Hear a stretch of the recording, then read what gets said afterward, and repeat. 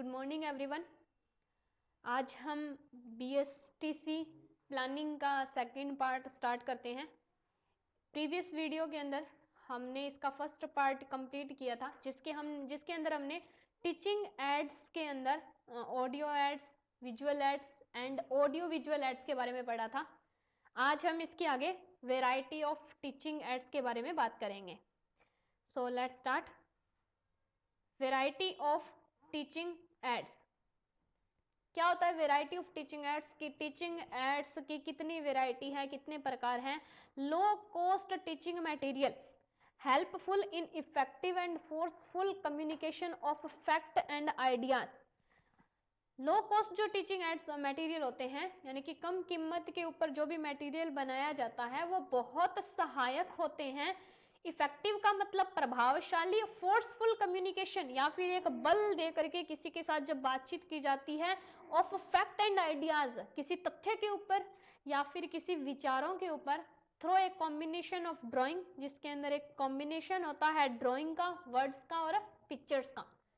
कहने का मतलब है इसका कि लो कॉस्ट टीचिंग मटेरियल हमारी बहुत हेल्प करते हैं। अगर हम किसी भी बच्चे को कोई फैक्ट समझाना चाहते हैं, अपने आइडियाज उसके थ्रू उसके तक पहुंचाना चाहते हैं, उस फैक्ट और आइडियाज के अंदर एक ड्राइंग बनाई हुई हो सकती है, पिक्चर्स हो सकते हैं और शब्द भी हो सकते हैं। They are particularly helpful in drawing attention. वे विशेष रूप से सहायक होते हैं ड्राइंग अटेंशन लेने में, उनकी ध्यान आकर्षित करने में, and presenting information in a very shorted form. और हमारी जो भी इंफॉर्मेशन है हम उसको प्रेजेंट कर सकते हैं शॉर्टेड फॉर्म, बहुत ही छोटे से रूप के अंदर।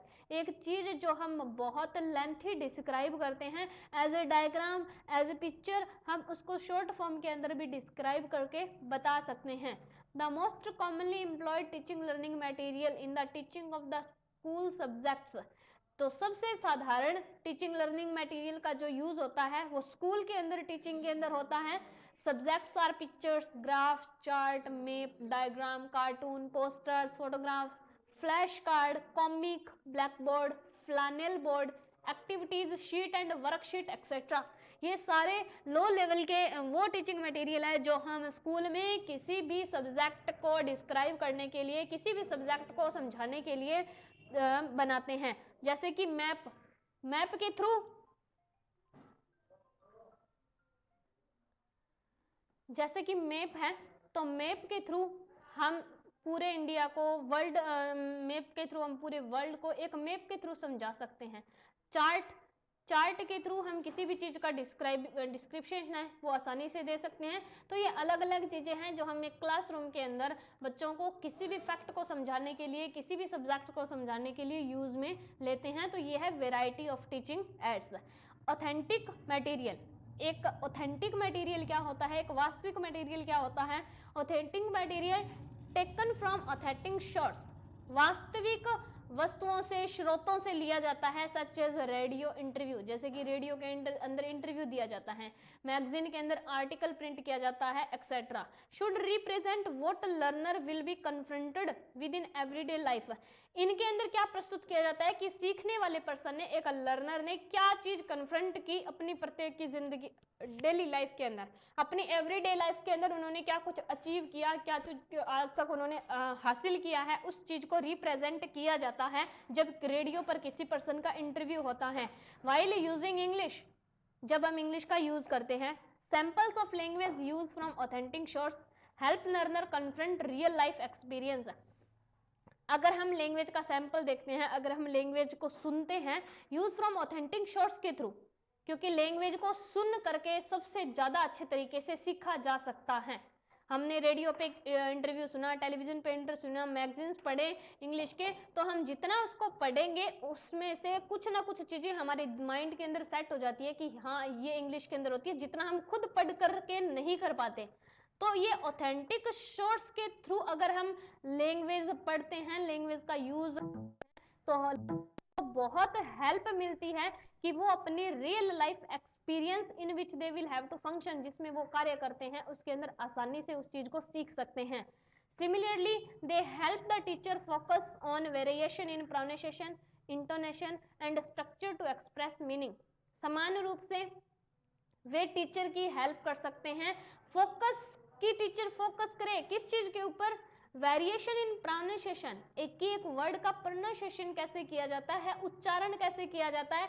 इंटोनेशन, एक वर्ड को बोलने में लय ताल गति जो होती है वो कैसी है। स्ट्रक्चर टू एक्सप्रेस मीनिंग, और उसकी संरचना, कोई भी स्ट्रक्चर है, कोई भी सेंटेंस है, उसके मीनिंग को किस प्रकार से अभिव्यक्त करना है, इस चीज के अंदर वे टीचर की हेल्प कर सकते हैं। किस वक्त हेल्प कर पाएंगे वो?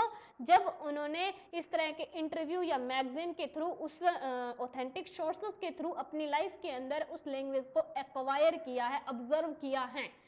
पिक्चर्स, तो अभी नेक्स्ट है हमारा पिक्चर से हम किस तरह से पढ़ सकते हैं। Pictures constitute the most common and convenient teaching add, एक बहुत ही साधारण सा और अपने कन्वीनियंट के अनुसार, अपने समायोजन के अनुसार, अपनी सुविधा के अनुसार एक टीचिंग एड है। दे प्रेजेंट फैक्ट, पिक्चर के थ्रू हम कोई भी फैक्ट प्रेजेंट कर सकते हैं, कोई भी वस्तु दिखा सकते हैं, अपने विचारों को प्रस्तुत कर सकते हैं, घटना को शो कर सकते हैं। प्रोसेस थ्रू पिक्चरेशन और पिक्टोरियल रिप्रेजेंटेशन, किसी भी प्रक्रिया को हम एक पिक्चर के थ्रू शो कर सकते हैं, एक पिक्टोरियल के थ्रू हम किसी भी चीज को रिप्रेजेंट कर सकते हैं। Word picture and verbal description, word को, पिक्चर को और वर्बल डिस्क्रिप्शन, हम जो भी चीजें बोल के बता रहे हैं हम उसको एक पिक्चर के थ्रू भी बच्चों के सामने वर्णन कर सकते हैं। तो ये था पहला हमारा पिक्चर, जिसके थ्रू हम टीचिंग एड, जिसको हम कॉमनली यूज करते हैं टीचिंग करवाने में। नेक्स्ट हमारा ग्राफ, तो graph provide a gist of information, graph हमें उपलब्ध करवाते हैं गिस्ट ऑफ इंफॉर्मेशन, एक सूचनाओं का संग्रहण।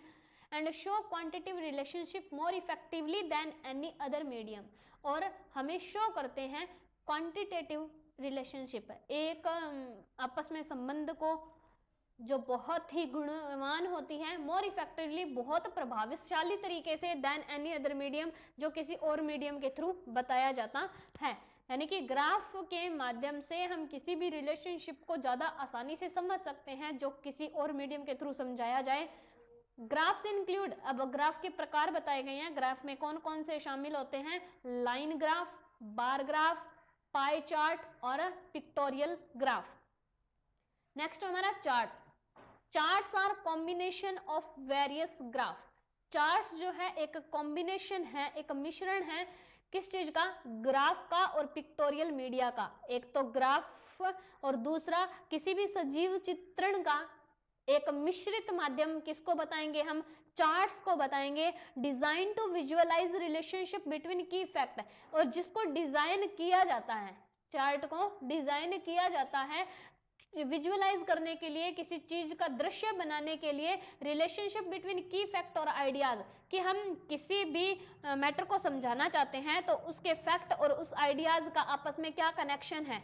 In an orderly and logical manner, बहुत ही क्रम के अनुसार और एक तर्क के अनुसार, तर्क और क्रम को समझाने के लिए, किसी आइडियाज और फैक्ट के रिलेशनशिप बताने के लिए एक चार्ट को डिजाइन किया जाता है। और चार्ट जो है वो ग्राफ और पिक्टोरियल मीडिया का एक कॉम्बिनेशन है।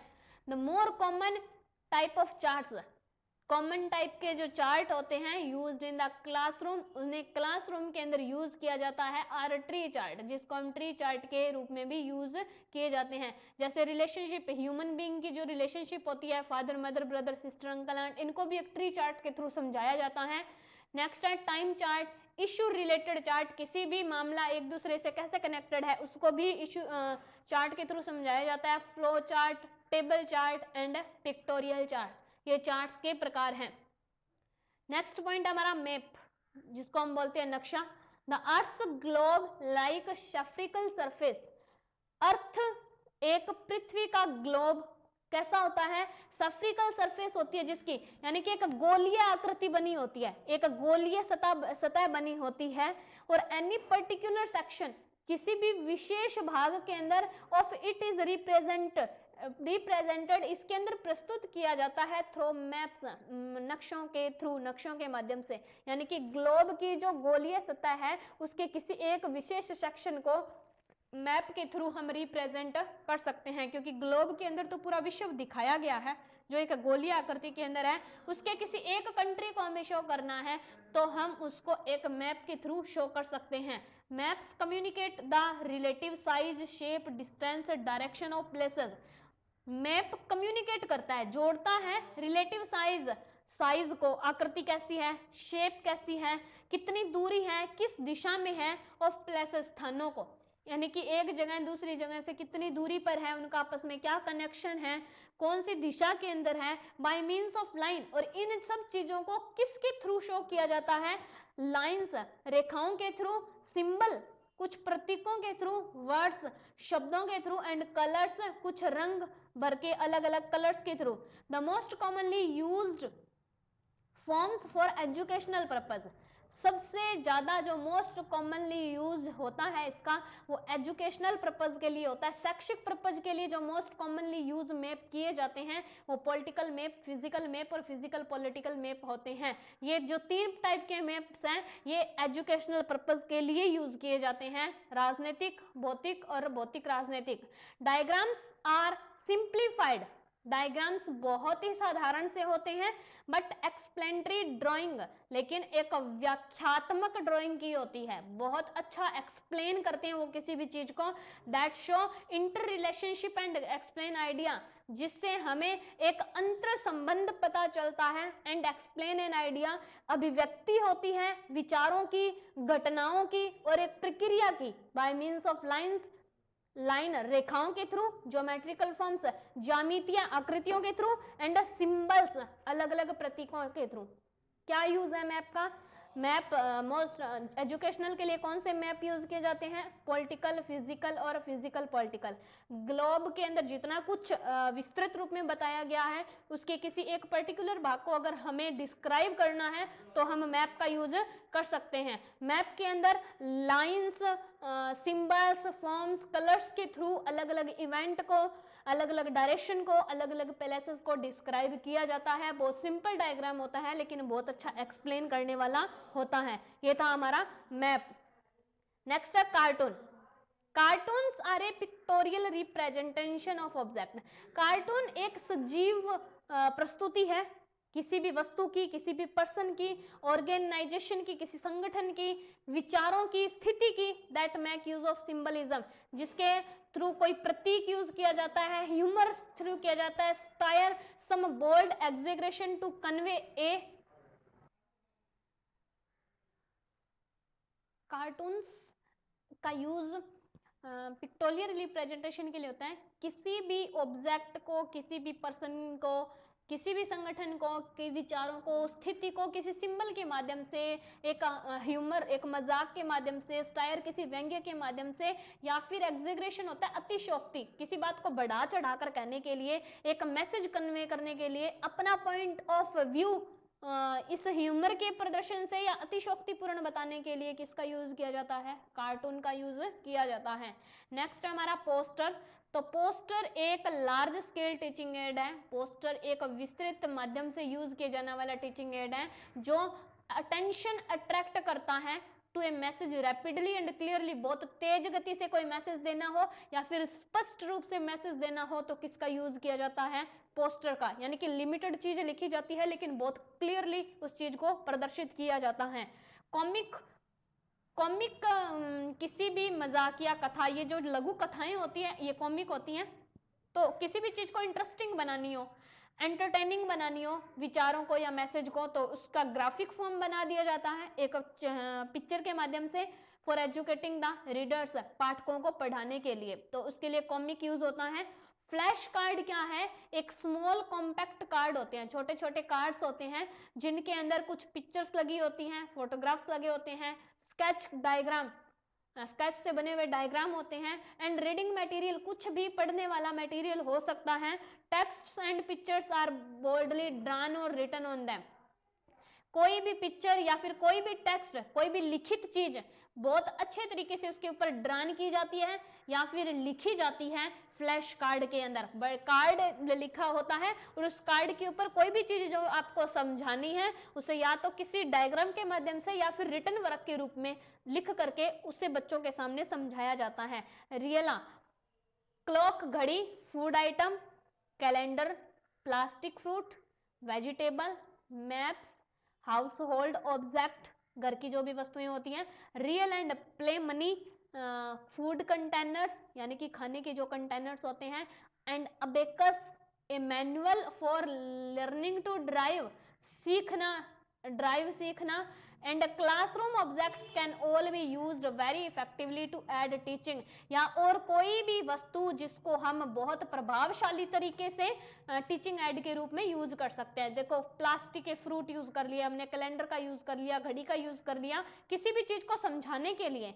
सम नेचुरल मटेरियल, कुछ प्राकृतिक चीजें होती है जैसे कि seeds, seed pods, feathers, shells, leaves, wood shaving, sand, charcoal, clay, straw, stick, bark etcetera, यानी कि बीज या फिर कुछ फलियां, कुछ पंख, पत्तियां, लकड़ी का कोई चीज ऊपर वाली, मिट्टी, क्ले में मिट्टी, स्ट्रा कोई भूसा, स्टिक छड़ी, कोई भी चीज आप यूज कर लो, कोई भी नेचर से हमने आइटम लिया, उस चीज को हमने बच्चों के सामने शो किया समझाने के लिए, तो ये चीजें भी बहुत उपयोगी होती है टीचिंग लर्निंग एक्टिविटी के अंदर। इमेजिनेटिव, किसी भी चीज को काल्पनिक बनाने के लिए, इनोवेटिव, उसके अंदर अन्वेषण करने के लिए, नई चीज लाने के लिए, एंड क्रिएटिविटी, बच्चों के अंदर एक सृजनात्मक लाने के लिए, यानी कि हम इन वास्तविक चीजों को लाकर भी बच्चों के सामने समझा सकते हैं।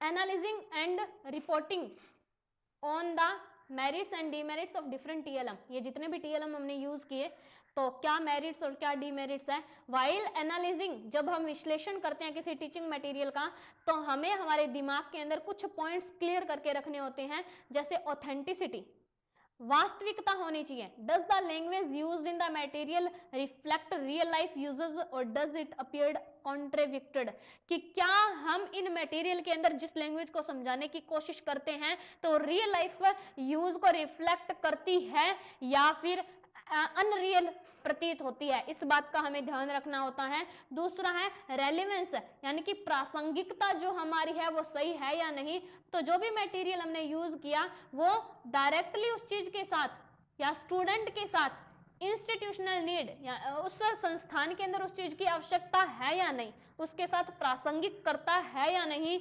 Does it's reflect local content, issue and concern, क्या ये हमारे जो लोकल सामग्री है, हमारे जो लोकल मामले हैं, हमारा जो कंसर्न है उस चीज को समझा पाता है या नहीं। Can it enhance the skill of the learner, क्या ये लर्नर की स्किल को बढ़ाता है, उनकी योग्यता को बढ़ा सकता है। Does it help in the realization on the learning objective, और क्या ये महसूस कर पाएगा कि जो ऑब्जेक्टिव, जो विषय वस्तु हम पढ़ा रहे हैं, समझा रहे हैं, उसकी वास्तविकता को उसे रियलाइज करवाने में सहायता कर सकता है बच्चों की या नहीं। इस तरह का टीचिंग मटेरियल होना चाहिए। फ्लेक्सिबिलिटी, लचीलापन हो। Can the material produced within the institute be revised और अडेप्ट एज नीडेड, कि जो भी मटेरियल बनाया गया है किसी भी संस्था में तो उसे अडॉप्ट किया गया है, उसकी आवश्यकता है या नहीं। Giving them greater flexibility than a commercial course book, उसे में अच्छी फ्लेक्सिबिलिटी होनी चाहिए एक कमर्शियल कोर्स बुक की बजाय, यानी कि एक बुक के अंदर हम कोई भी मैटर अच्छे तरीके से पढ़ सकते हैं, वो हमारा रिटन मैटर है हमारे पास, लेकिन क्या उस बुक में लिखित मैटर के अलावा ज्यादा इफेक्टिव है हमारा टीएलएम, इस बात का भी हमें पता होना चाहिए। Cost, quality material take time to produce, क्योंकि उसको बनाने में अच्छा खासा टाइम की जरूरत होती है।